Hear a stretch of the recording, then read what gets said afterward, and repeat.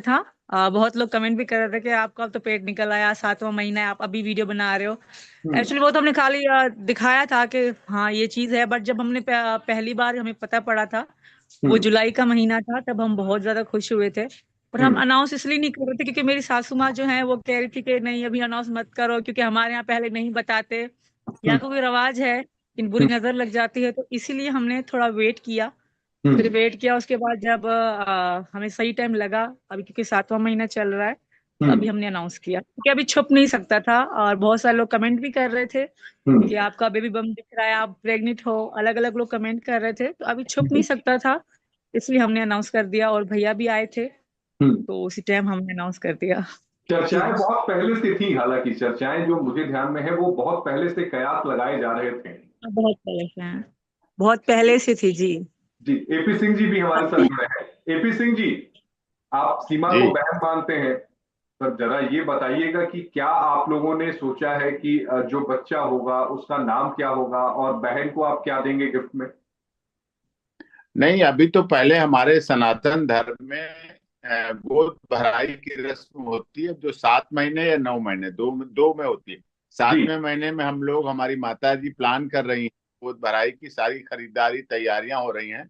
उसके बाद अच्छे मुहूर्त से, अच्छे रीति रिवाज से, जो हमारा सनातन धर्म कहता है, जिसको सीमा ने पाकिस्तान से आके प्यार किया। और वो गोद भराई केवल मेरी नहीं होगी, मैं तो हूं भाई, मेरी माँ तो है, लेकिन इस देश के 140 करोड़ लोगों की तरफ से, इस देश के सभी धर्म, जाति, क्षेत्र, भाषा, संप्रदाय के लोगों की तरफ से गोद भराई की रस्म उसको करेंगे। और उसके बाद फिर ये गोद भराई में वो सब चीजें दी जाती हैं जो आगे काम आती हैं दोनों के। तो फिर उसके बाद फिर आगे का प्रोसेस होगा। और हम्म। जो भी प्रोसेस होगा, नाम की बात आपने कही, नाम हम लोग नहीं रखेंगे। ना जी। मैंने डिसाइड किया, ना सीमा, ना सचिन, ना उनके परिवार, ना रघुपुरा, ना इस देश के मीना समाज ने डिसाइड किया। ये डिसाइड करेंगे हम लोग, वोटिंग करेंगे, लोग नाम भेजेंगे पूरे देश से, गुवाहाटी, चौपाटी, कन्याकुमारी, कश्मीर, लद्दाख, कटक कटक, नाम भेजेंगे। फिर जो नाम सबसे अधिक आ जाएगा, देखिए बेटा हो बेटी हो, उससे हम लोगों पर, सीमा पर कोई फर्क नहीं पड़ता, इस देश पर कोई फर्क नहीं पड़ता। इस देश के माननीय प्रधानमंत्री जी, भारतीय जनता पार्टी और केंद्र सरकार पर कोई फर्क नहीं पड़ता। उन्होंने बेटी बचाओ, बेटी पढ़ाओ, बेटी को बढ़ाओ और बेटी के लिए आगे कार्य करो।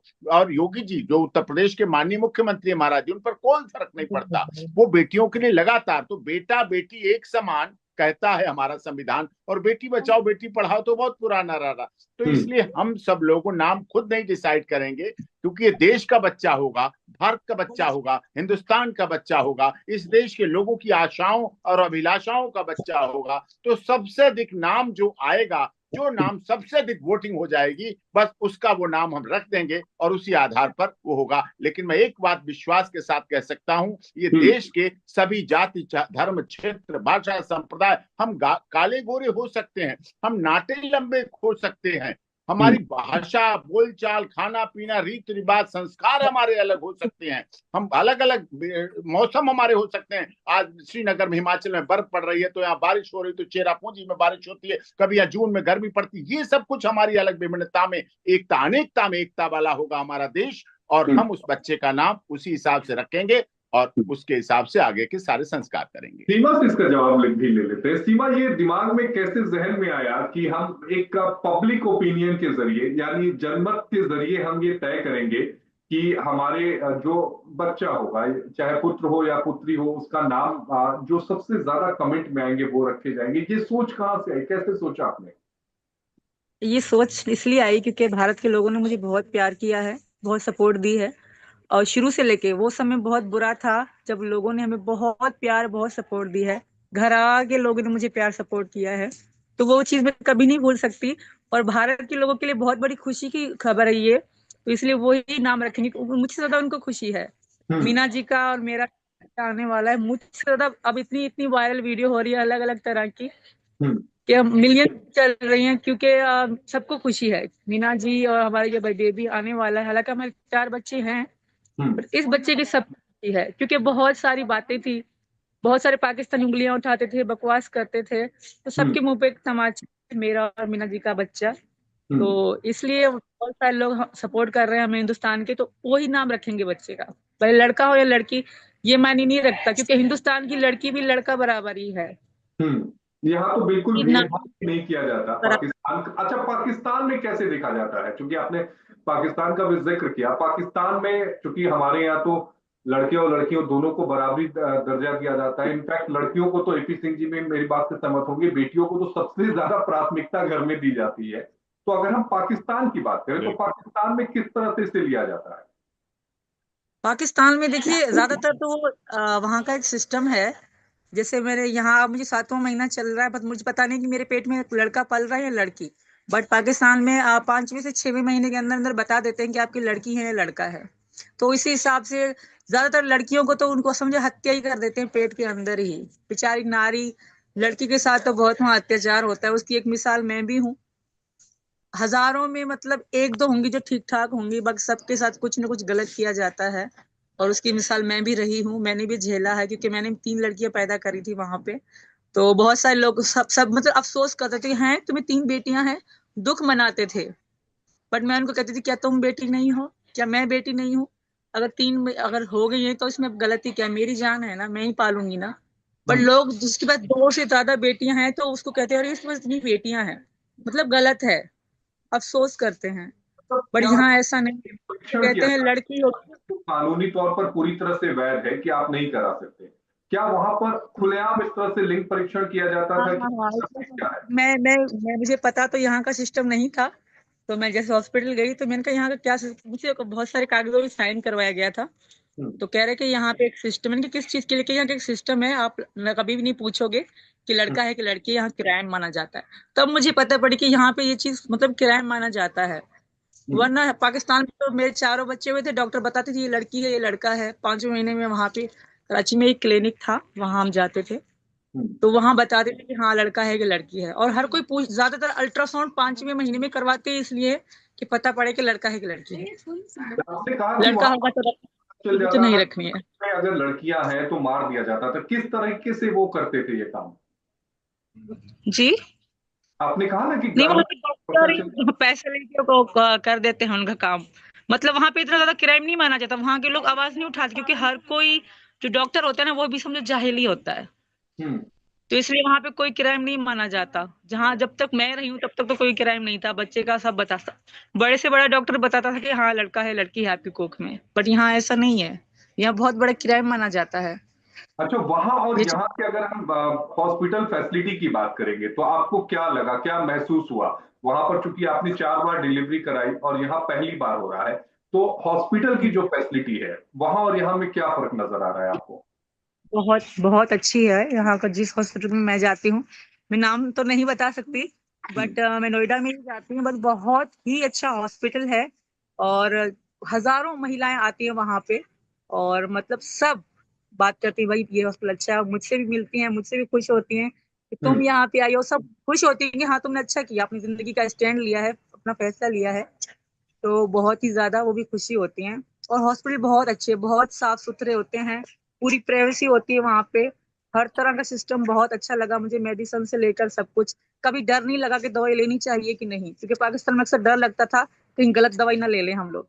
तो अच्छा, यहाँ पे ऐसा पाकिस्तान कभी में फील हाँ, नहीं। मतलब डॉक्टर जो दवा रिकमेंड करते थे वो लेते समय भी आप सोचती होंगी कि कहीं इससे ये गर्भ गिराने वाली तो दवा नहीं है? अगर उन्हें पता चल गया कि बेटी है तो क्या?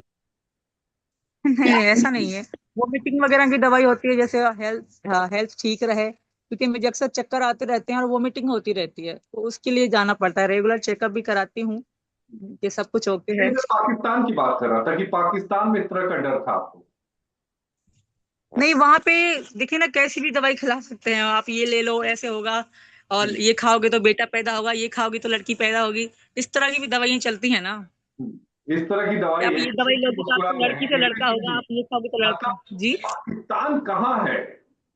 कहाँ, मतलब किस तरह की सोच, किस तरह की मानसिकता है एपी सिंह जी वहां पर कि गर्भ में बेटी है तो गिराने की पहले से तैयारी हो जाती है एपी सिंह जी? हाँ हाँ हाँ हाँ, ज्यादातर यही चलता है। नहीं, देखिए, बेटे के चक्कर में ही बेटियां पैदा आपने करते हैं। बहुत बड़ी बात ये कही है। और आप ऐसे वरिष्ठ देश के पत्रकार हैं, नामचीन पत्रकारों में आप प्रथम श्रेणी में आते हैं। और आपने वो मुकाम हासिल किया इंटरनेशनल लेवल पे।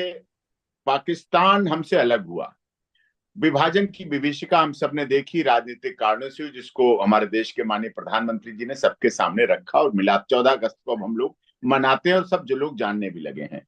पाकिस्तान में सीमा जब पाकिस्तान थी, जब मुझसे पहली बार मिली तो मैंने इससे बहुत लंबी देर बात की, जब इसे लोग स्पाई, आतंकवादी, जासूस और पता नहीं क्या क्या कह रहे थे। लेकिन मैंने जानना चाहा कि मैं, जिसने मुझे भाई बनाया है, तो मेरी बहन भी ठीक है क्या, पक्की है? मैंने जानना चाहा। इसने वो बातें वहां की बताई, सच्चाई थी, और वो सच्चाई के, और मैंने कहा तुम्हें भारत क्यों अच्छा लगा, तुम्हारे पास पूरी दुनिया पड़ी थी। हम्म। तो इन्होंने सबसे पहले यही कहा कि भारत देश में माननीय प्रधानमंत्री जी ने ट्रिपल तलाक पेश किया। हम लोगों ने सुप्रीम कोर्ट में लड़ा था, मतलब इस्लाम की महिलाओं को मानने वाली हमारी जो भारत सरकार थी, उसने माननीय सर्वोच्च न्यायालय में हम खड़े हुए और ट्रिपल हम्म। तलाक पेश कराया, महिलाओं के लिए, बेटियों के लिए, इस्लाम को मानने वाली महिलाओं बेटियों के लिए, उनके लिए किया। तो ये वहां फर्क, वहां भी इस बात की चर्चा होती। 56 इस्लामिक देश है, नहीं करा पाए ट्रिपल तलाक पेश, हमारा जिगरा था, हमने करा के दिखा दिया। हमारे देश के माननीय हमारे प्रधानमंत्री जी ने, जब हरियाणा में थोड़ा रेशियो कम था, आप तो वरिष्ठ पत्रकार हैं, आप जानते हैं, बेटियों का थोड़ा सा हरियाणा में रेशियो कम रहता था, हमारे प्रधानमंत्री जी ने हरियाणा में रैली की जाके और वहां नारा दिया, बेटी बचाओ बेटी पढ़ाओ। हम बेटी को केवल बचाते नहीं पेट में, हम उसे पढ़ाते भी हैं, फिर बढ़ाते भी हैं, फिर एयर सर्विसेज में लाते हैं। हम दुनिया की सबसे बड़ी एयर सर्विसेज में सबसे अधिक बेटियां हमारे देश के, भारत सरकार हिंदुस्तान की हैं। हम इसरो में जाते हैं, हम सूर्य आदित्य L1 सूर्य की सफलता करते हैं। हम आप जैसे वरिष्ठ